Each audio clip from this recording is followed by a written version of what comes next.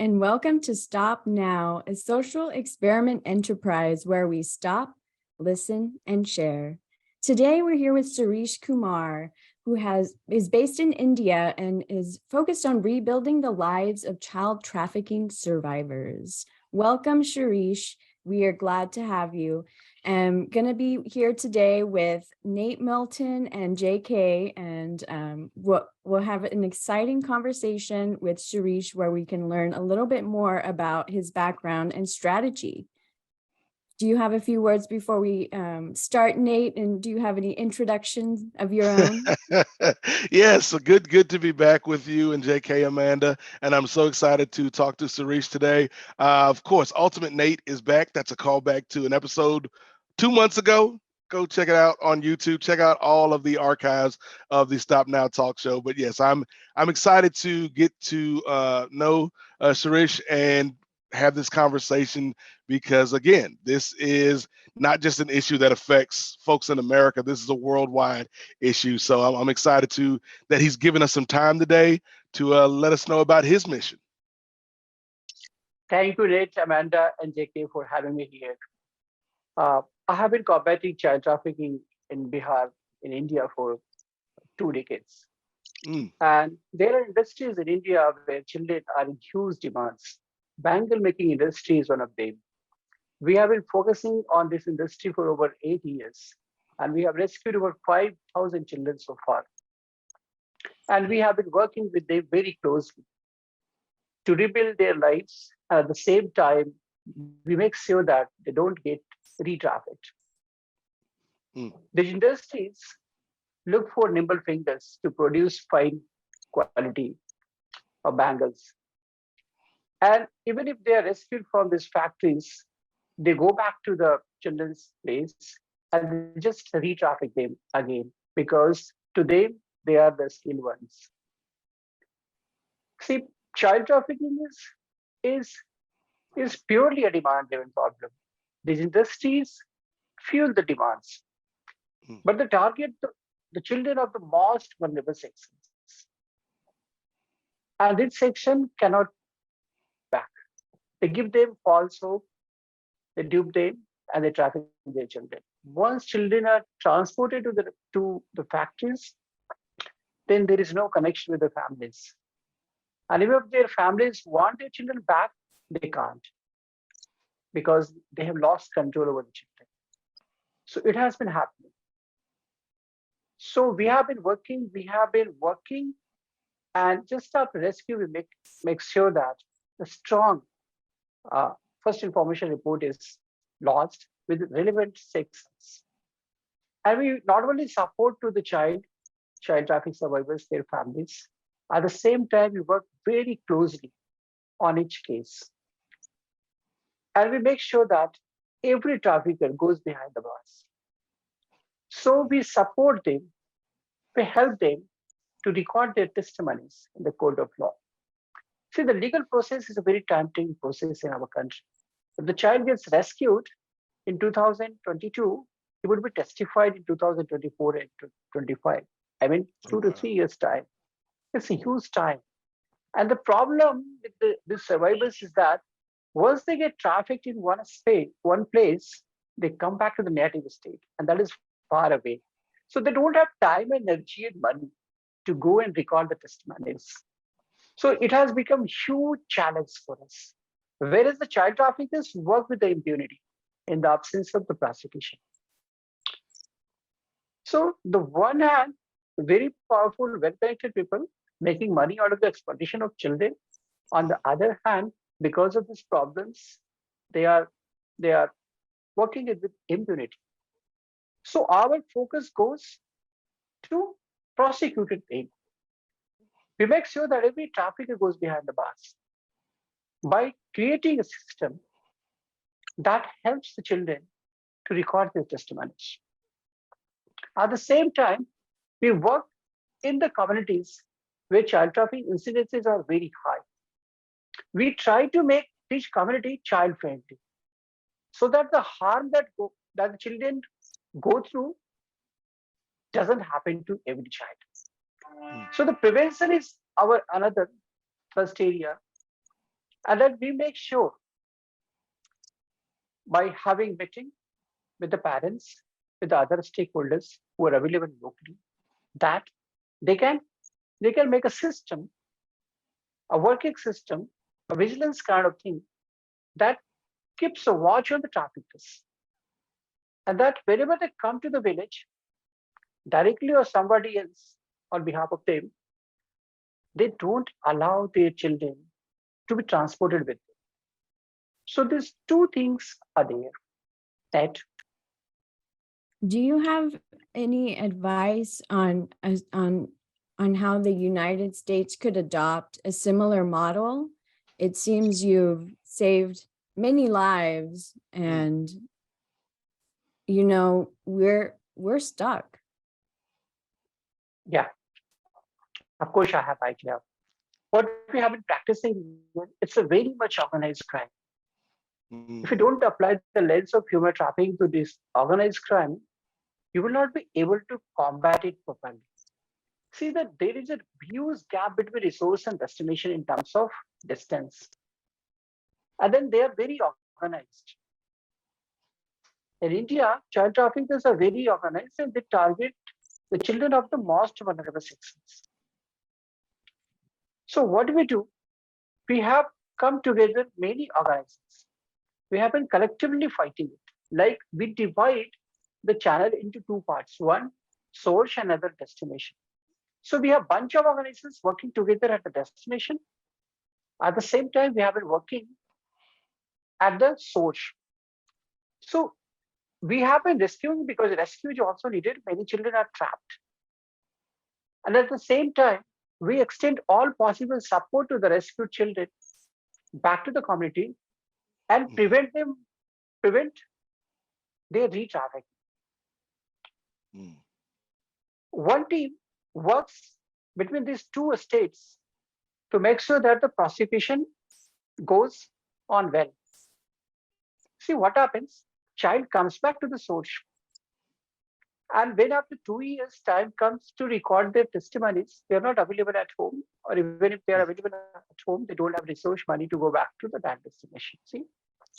So what happened, we moved to the Honorable Supreme Court in India, and the Supreme Court during pandemic time, what happened, everything came to a standstill. And that whole efforts seemed to be gone in vain. And the Supreme Court picked up two cases in India. One from Jaipur Bangle Factory to the district where I work, Gaya in Bihar, and another from New Delhi to the Sitamarhi. So we supported both cases. And these cases turned out to be very well. Then the Supreme Court came out with an SOP, and that SOP details out how the survivor of child trafficking doesn't go back to the place of rescue to record their testimonies. Now the new thing in India is that he has or she has to sit in the native place to record their testimonies. So this has happened in India. So like we have been working collectively on two parts. If same thing is applied in the US, the results will be wonderful. So you mentioned that you've been working and fighting for these children for over 2 decades. What was it that led you to this? Was it a specific case? Was it something personally? Like what made this your mission to try to help these children? Yeah, that's a nice question. This is something I started working way back. But after working for the children, every day, a new case comes up. Very tough, difficult. And I find myself in a situation to help the child, to help the child's families. Say, for instance, if I tell you about 2 days, this 2 days, 21st January 2023, one of widow mother of a sex trafficking survivor moved to the High Court with a prayer to refer the case from local police to the center, to the either National Investigation Agency or Central Bureau, CBI. So now that these two central agencies, if if the High Court transfer the case from local police to any of these two agencies, the victim will get justice. In this case, one 15 years old girl was trafficked, sold, resold, resold, and resold 4 times. Wow. And she was rescued by the police of another state, not of the police of the state of the police of her native state. And that no progress has been made on it over past 6 months. So now she has moved to the High Court. Today, it had happened today. I tell you the another thing that happened today in my life. Like one child, 12 years old child, he died in a Bengal factory because he was made to work 18 hours for last 1 year and ultimately collapsed. So his dead body was brought back to his, and the trafficker gave the dead body to their parents and went back. I intervened, following day I intervened and made sure that an FIR get registered against the traffickers. After 2 days, one of the traffickers was arrested and another was on the run for over 2 months. And this morning, she was also arrested. So this is the example I'm giving you from my life. This is I'm giving you from today's work.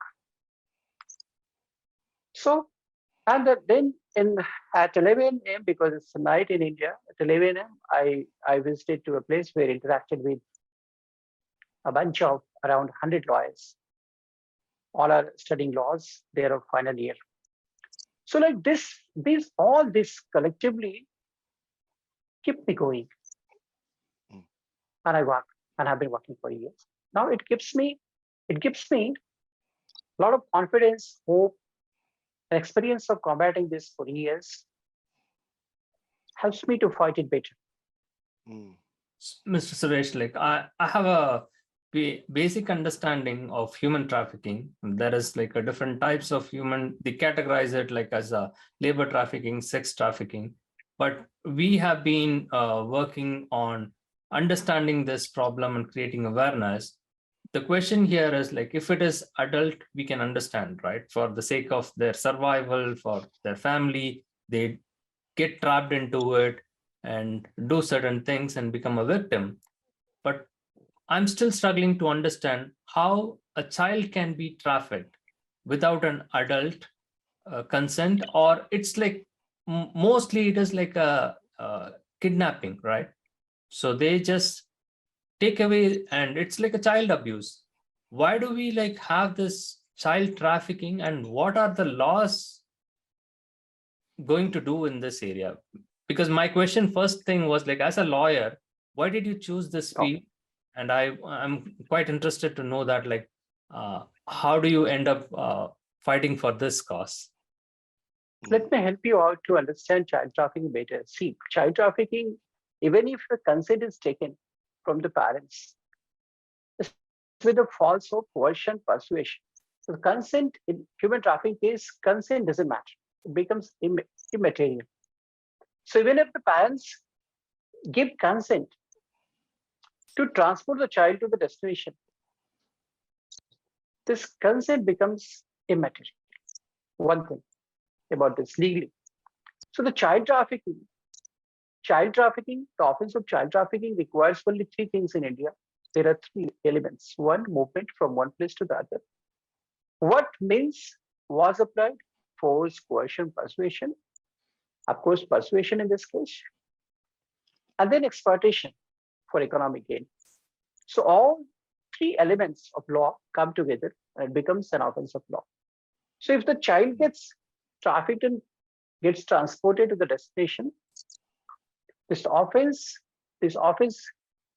it becomes an offense of human trafficking. the one thing. Being a lawyer, it helps me a lot to understand, because in order to combat human trafficking, child trafficking, you need to interact with the police. You need to interact with the judiciary. You need to have better understanding of the laws, the schemes which are available in your country to combat human trafficking, and to extend all possible support to the survivors of human trafficking. And as a lawyer, I always feel myself in a strong position to help others to understand, and at the same time help others to tell that the particular child is a victim of child trafficking. So this is the very common thing.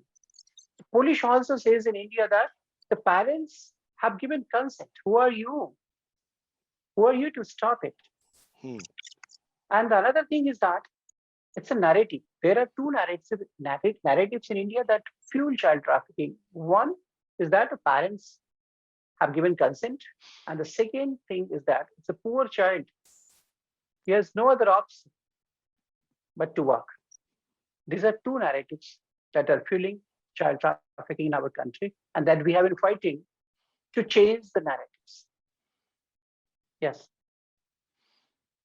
So that leads to the next question. Again, sorry, Nate and Amanda, I don't want to take over from you guys completely.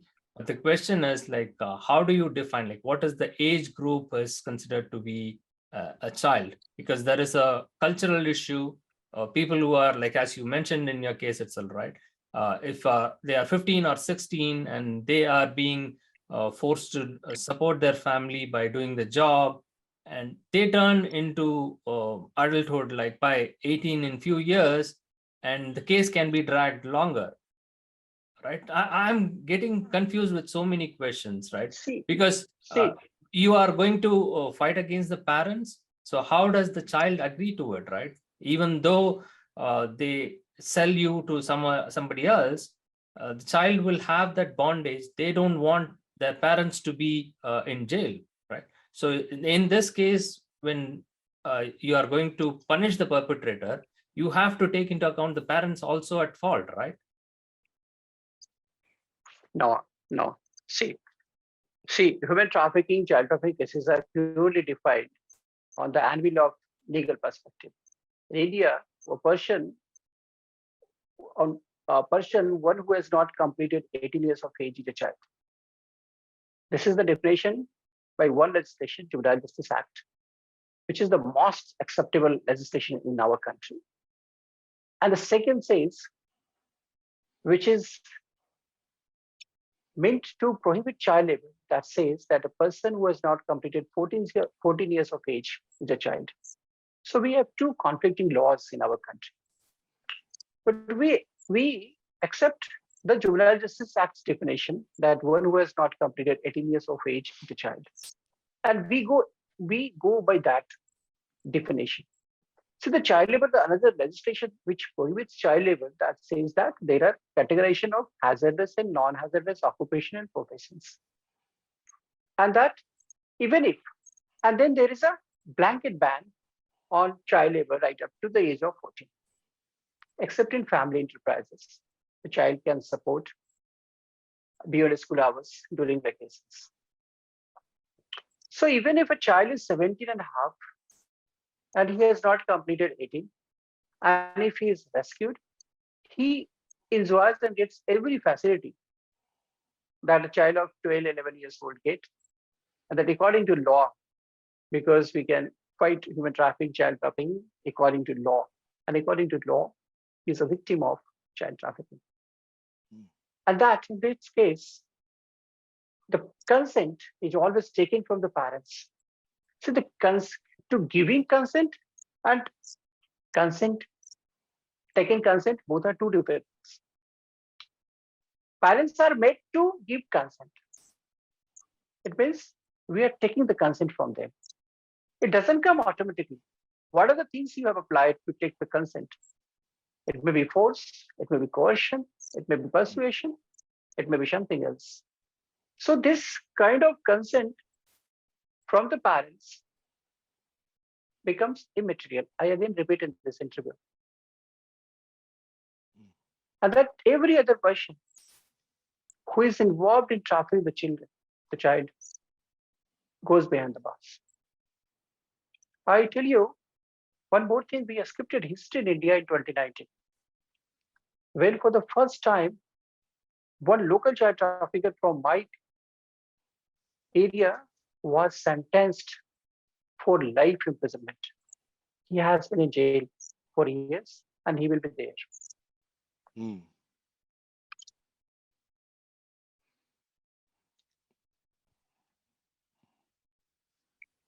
You had mentioned earlier about, lawyers and the police officers needing to communicate more because there is a lot of gray area. And how, who could take the lead on initiating that expectation of lawyers and police officers? Is it a nonprofit organization like Stop Now, or does it need to happen on a government level? Do you have any advice or opinions about that? Amanda, I do have advice. See, why I expect lawyers to come forward and fight human trafficking? Because lawyers, they have good knowledge of laws around human trafficking and many other laws. So they are fearless and they can fight it. Whereas the other persons who don't know law well in any country across the world is not in a position to fight it well so far as the legal person. So lawyer is always in a better position Mhm. to combat human trafficking, to provide anti-human trafficking trainings to others, and whatever the gaps in the system, in the legislation, in the schemes, he is the one who can identify it easily. So that's why I expect from lawyers to come forward, especially in combating human trafficking cases. Mhm.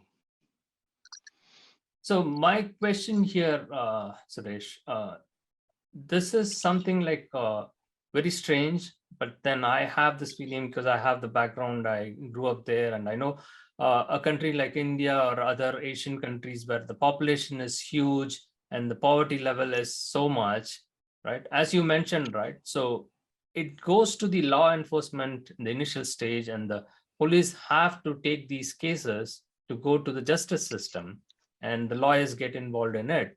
But they scrap it like just like a family dispute or domestic violence, and just like a lot of kids work in sweatshops or even as a domestic help. It's a cultural thing, right? How do you stop these things in a country like No. I advise you, I tell you, I repeat you, that child trafficking is purely a demand-driven problem. There are demands for children to run shop, Mhm. to run factories.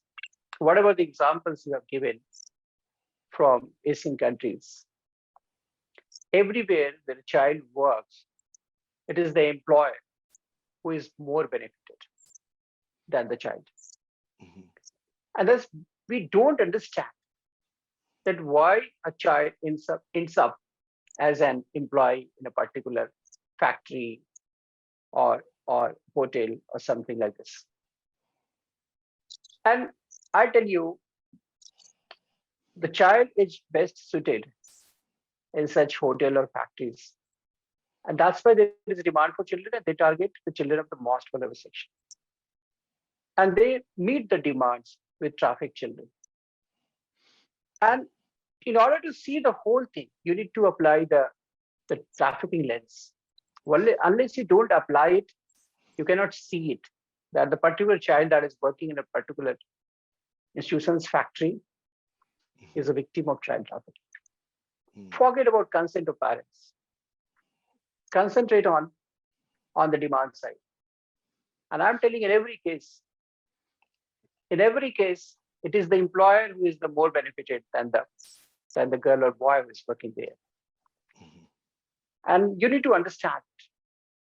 And if you start seeing the whole issue through this demand-driven angle, you'll come to the conclusion that child trafficking is a remarkable problem, and that every child that works, no matter how poor he or she is, still he or she is a victim of human trafficking.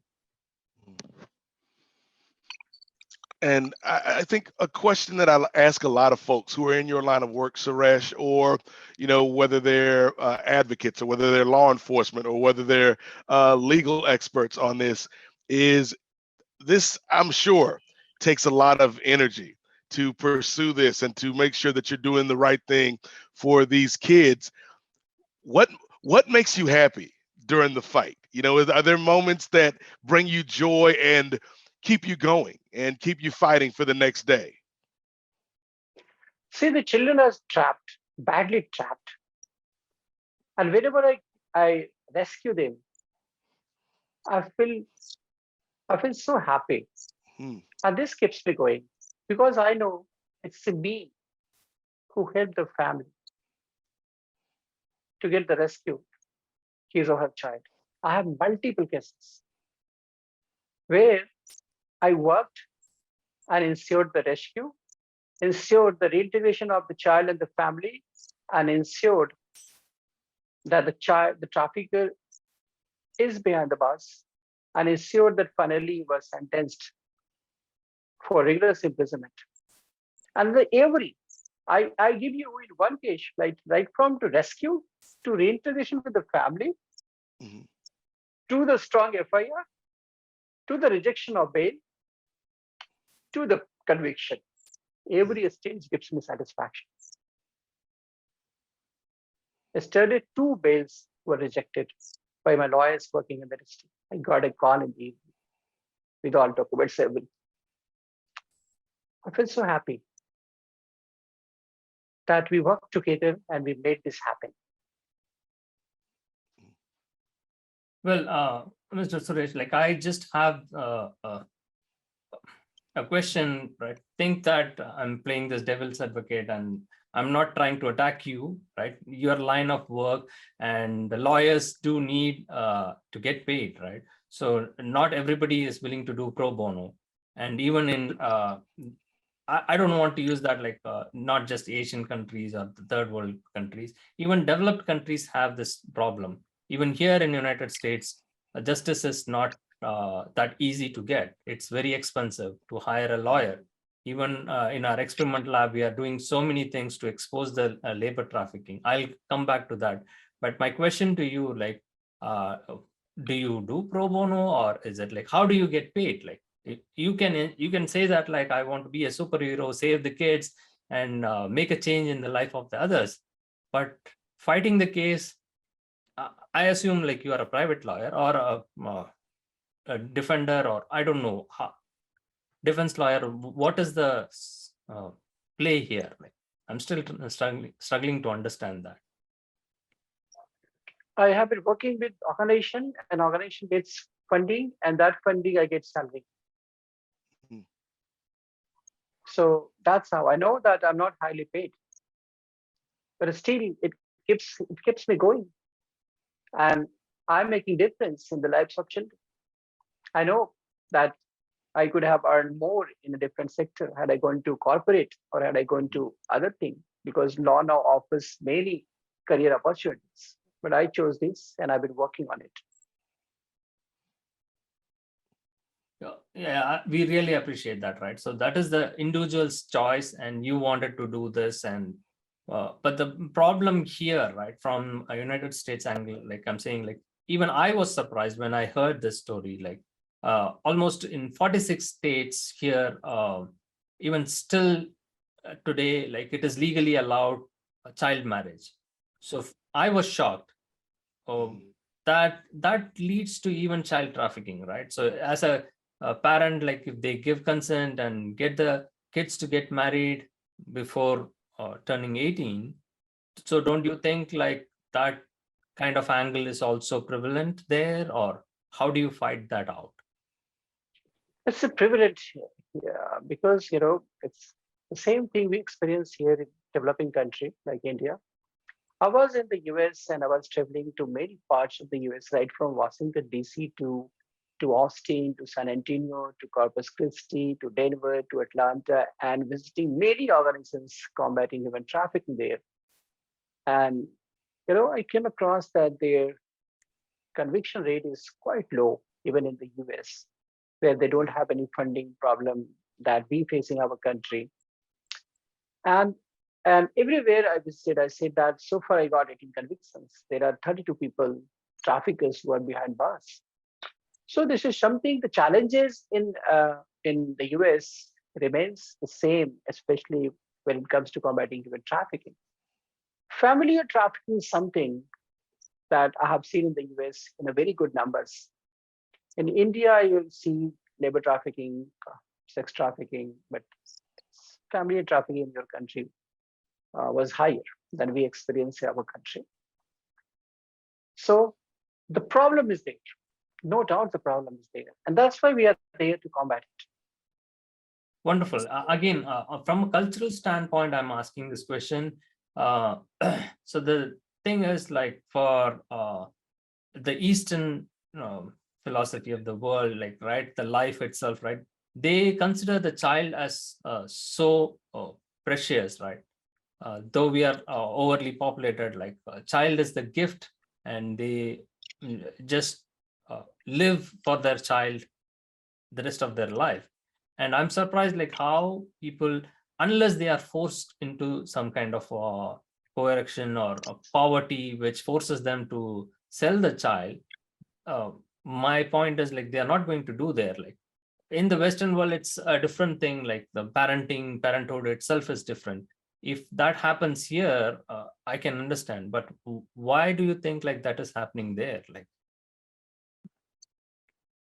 see, every parent's dream for a good future for their kids. And when they are given false hope about the future of their children, how can they deny? How can they say no? And that's how trafficking has started. And by the time the parents realize that this is what happened to their children, it is too late. Damage is done. So I'm repeating that the parents do love their children. But at the same time, they want their children to grow in a prosperous way and that they can contribute back to the family. So that's why their hopes are exploited. They are given false hope. yes. I think this was a wonderful conversation. I really appreciate you taking time and joining with us and bringing awareness on this Human Trafficking Awareness Month. So my final question, I don't want, like, to dominate entirely. Do you specialize in this particular child trafficking advocacy alone, or do you also focus on labor trafficking and other forms of human trafficking? So I primarily work on this labor trafficking form of human trafficking. And I find myself quite comfortable in this area. But I do intervene in sex trafficking cases if I see that my intervention is needed. I've rescued many girls so far, trapped badly in sex trafficking. But I do repeat that I work for labor trafficking cases, and so far I have rescued over 5,000 children in my life, and that most of them have been doing very well in their lives. This keeps me going. I just wanted to use this opportunity to, call on all lawyers to step up, as Suresh mentioned earlier, and integrate having a traffic lens into their daily work, and educating others that aren't even involved in the legal process to also carry a trafficking lens for our children, for the future of this world. And we appreciate Suresh sharing his 2 cents about how the United States could improve, and his drive and motivation to keep moving, and to have such a powerful impact in India So thank you, Suresh, again for joining us today. It was an absolute pleasure to meet you, and you have inspired me on so many levels. Thank you, Amanda, Nate, and JK for having me here and for wonderful Yes. questions. Again, I echo Amanda's thoughts. We definitely appreciate the time. I know it's probably getting a little late on your side of the world, but we appreciate you sharing your story and educating us and the audience about what's going on, and hopefully we can use this as a springboard to make things better here in America. Mhm. Great. Yeah. All the best. Thank you so Okay. much. I really enjoyed the conversation, and hopefully I will be in touch with you. We wanted to partner and expose more that the work I am doing in our team as part of an experiment lab.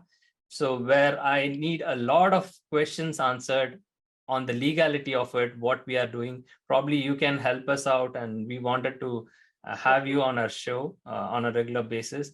And I'm taking this opportunity to ask you that as well. And thank you again. Thank And you. I'm always here. yeah, All right. bye for now. Bye for now. Thank you. Bye-bye.